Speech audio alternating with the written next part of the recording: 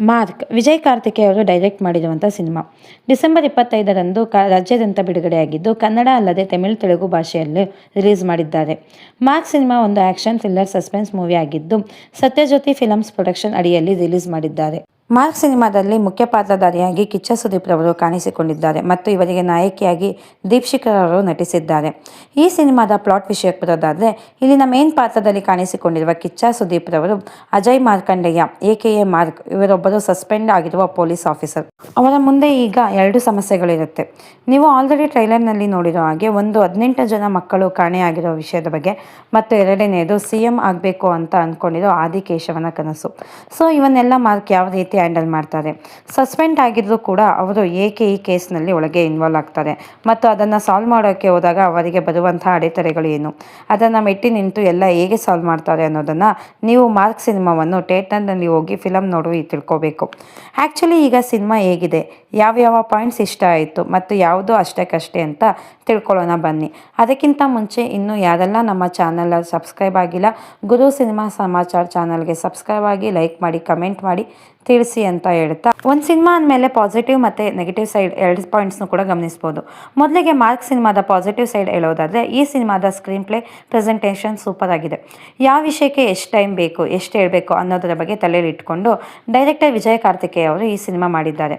ಹಾಗಾಗಿ cinema start ಆಗಿದ್ದಾಗಿಂದನೇ interesting ಅನ್ನೋ concept start ಆಗುತ್ತೆ. ತಗೊಂಡಿರೋ ಸಬ್ಜೆಕ್ಟಲ್ಲೇ ಸಿನಿಮಾನ ಎಳ್ಕೊಂಡು ಹೋಗ್ತಾರೆ. ಅನಾವಶ್ಯಕವಾಗಿ ಯಾವ ಟಾಪಿಕ್ನೂ ತೊಗೊಂಡಿಲ್ಲ. ಬೇಡದೇ ಇರೋ ಥರ ಎಕ್ಸ್ಟ್ರಾ ಓವರ್ಲೋಡ್ ಅನ್ನೋ ಥರ ಒಂದು ಸೀಕ್ವೆನ್ಸ್ನೂ ಕಾಣಲ್ಲ. ಇದರಲ್ಲಿ ಆ್ಯಕ್ಷನ್, ಫೈಟಿಂಗ್, ಸಾಂಗ್ಸ್ ಕೂಡ ಇರುತ್ತೆ. ಇವೆಲ್ಲ ಸಿನಿಮಾ ಮಧ್ಯದಲ್ಲೇ ಬಂದ್ರೂ ಸ್ಕ್ರಿಪ್ಟಿಂದ ಆಚೆ ಯಾವ ಡೈಲಾಗ್ಸ್ಗೂ ಎಫೆಕ್ಟ್ ಆಗದೆ ಇರೋ ಥರ ಅವೆಲ್ಲ ಸ್ಕ್ರಿಪ್ಟ್ನಲ್ಲೇ ಬೆಡ್ತೋಗಿದೆ. ಅವೆಲ್ಲ ಸ್ಕ್ರೀನ್ ಪ್ಲೇ ಜೊತೆಗೆ ಫ್ಲೋ ಆಗ್ತಾ ಇರುತ್ತೆ. ಆದ್ದರಿಂದ ಸಿನಿಮಾ ಫಾಸ್ಟಾಗಿ ಮೂವ್ ಆಗ್ತಾ ಇರುತ್ತೆ. ಬೇಜಾರಿಂದ ಬ್ರೇಕ್ ತೊಗೊಳ್ಳೋಣ ಅನ್ನೋ ಸ್ಕ್ರೀನ್ಗಳು ಯಾವುದೂ ಇಲ್ಲ. ಸೀಕ್ವೆನ್ಸ್ನಲ್ಲಿ ಯಾವುದು ಅಗತ್ಯ ಅದನ್ನು ಮಾತ್ರ ತೋರಿಸ್ತಾ ಹೋಗ್ತಾರೆ. ಆ ಪಾಯಿಂಟ್ ನನಗೆ ತುಂಬ ಇಷ್ಟ ಆಯಿತು. ಇನ್ನು ಮಾರ್ಕ್ ಸಿನಿಮಾದ ಕತೆಗೆ ಬರೆದಿರೋ ರೀತಿ ವಿಷಯಕ್ಕೆ ಬಂದರೆ, 18 ಗಂಟೆಯಲ್ಲಿ 18 ಮಕ್ಕಳು, ಅದಲ್ಲದೆ ಪೊಲಿಟಿಕ್ಸ್ನಲ್ಲಿ ಆಗುವಂಥ ಕರಪ್ಷನ್, ಇದೆಲ್ಲ ಒಂದು ಥ್ರಿಲ್ಲರ್. ಬೇಕಾಗಿರುವಂಥ ಟೆನ್ಷನ್, ಅದನ್ನ ಹೇಗೆ ಬೆಳಕಿಗೆ ತರ್ತಾರೆ ಅನ್ನೋದು ಒಂದು ಕಡೆ ಯೋಚನೆ. ಇನ್ನು ಹಲವಾರು ಎಲಿಮೆಂಟ್ಗಳನ್ನ ಇಟ್ಟಿರ್ತಾರೆ. ಹಾಗಾಗಿ ಸಿನಿಮಾ ನೋಡಬೇಕಾದ್ರೆ ನೆಕ್ಸ್ಟ್ ಏನಾಗುತ್ತೆ ಅಂತ ಯೋಚಿಸೋಕ್ಕೂ ಟೈಮ್ ಸಿಗದೆ ಇರೋ ಥರ ಕತೆನ ಬರೆದಿದ್ದಾರೆ ಅನ್ಬೋದು. ಇನ್ನು ಈ ಸಿನಿಮಾದ ಮೂಮೆಂಟ್ಗಳಿಗೆ ಬರೋದಾದರೆ, ಸ್ಟಾರ್ಟಿಂಗ್ನಲ್ಲೇ ಭಯಂಕರವಾಗಿ ಎಂಟ್ರಿ ಕೊಡುವಂಥ ವಿಲನ್ ಭದ್ರ, ಅವನಿಂದ ಆಗೋ ತೊಂದರೆಗಳನ್ನ ದಾಟಿ ಬರುವಂತಹ ಮಾರ್ಕ್, ಅದಕ್ಕೆ ಇಟ್ಟಿರುವಂತಹ entry, marks, background BGM, music, ಅಭಿಮಾನಿಗಳಂತೂ ರುಚಿಗೆಳೋ ಥರ ಇರೋ ಪಂಚ್ ಡೈಲಾಗ್ಸ್ಗಳು ಸಿನಿಮಾವನ್ನು ಧೂಳು ಎಬ್ಬಿಸೋ ರೀತಿ ಇದೆ. ಮಾರ್ಕ್ ಸಿನಿಮಾದಲ್ಲಿ ಕಿಚ್ಚನ ಟೈಮಿಂಗ್ಸ್, ಪ್ರೆಸೆನ್ಸ್ ತುಂಬ ಚೆನ್ನಾಗಿದೆ. ಈ ಸಿನಿಮಾ ಥ್ರಿಲ್ಲರ್ ಆಗಿರೋದ್ರಿಂದ ಬೇರೆಯವರಿಗೆ ಅಷ್ಟು ಡೈಲಾಗ್ ಸಿಕ್ಕಿಲ್ಲದೆ ಇದ್ದರೂ ಇರೋದ್ರಲ್ಲಿ ನವೀನ್ ಚಂದ್ರರವರು ಹೆವಿ ಟೆರರ್ ಆಗಿ ಕಾಣಿಸಿಕೊಂಡಿದ್ದಾರೆ. ಅವರ ಡೈಲಾಗ್ ಡೆಲಿವರಿ ಇಂಪ್ಯಾಕ್ಟ್ ಆಗೋ ಥರ ಇತ್ತು ಮತ್ತು ಪರ್ಫಾರ್ಮೆನ್ಸ್ ಕೂಡ ಚೆನ್ನಾಗಿತ್ತು.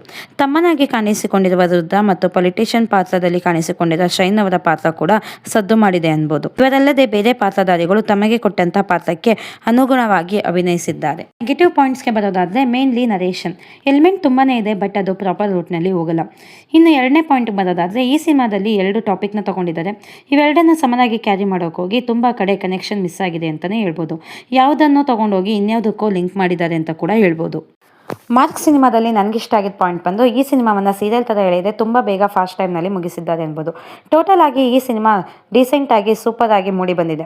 ಈ ಸಿನಿಮಾ ಒಳ್ಳೆ ಸಬ್ಜೆಕ್ಟ್ ಇರೋದ್ರಿಂದ ಸುದೀಪ್ ಅವರ ಅಭಿಮಾನಿಗಳು ಮತ್ತು ಯಾರ್ಯಾರಿದ್ದೀರಾ ಅವರೆಲ್ಲ ಚಿತ್ರಮಂದಿರದಲ್ಲಿ ಹೋಗಿ ಮಾರ್ಕ್ ಸಿನಿಮಾವನ್ನೇ ನೋಡಿ ಅಂತ ಹೇಳುತ್ತಾ ನನ್ನ ಈ ರಿವ್ಯೂವನ್ನು ಮುಗಿಸ್ತಿದ್ದೀನಿ. ಇನ್ನೂ ಯಾರೆಲ್ಲ ನಮ್ಮ ಚಾನಲ್ಗೆ ಸಬ್ಸ್ಕ್ರೈಬ್ ಆಗಿಲ್ಲ, ಗುರು ಸಿನಿಮಾ ಸಮಾಚಾರಕ್ಕೆ ಸಬ್ಸ್ಕ್ರೈಬ್ ಆಗಿ, ಲೈಕ್ ಮಾಡಿ, ಕಮೆಂಟ್ ಮಾಡಿ ತಿಳಿಸಿ. Thank you.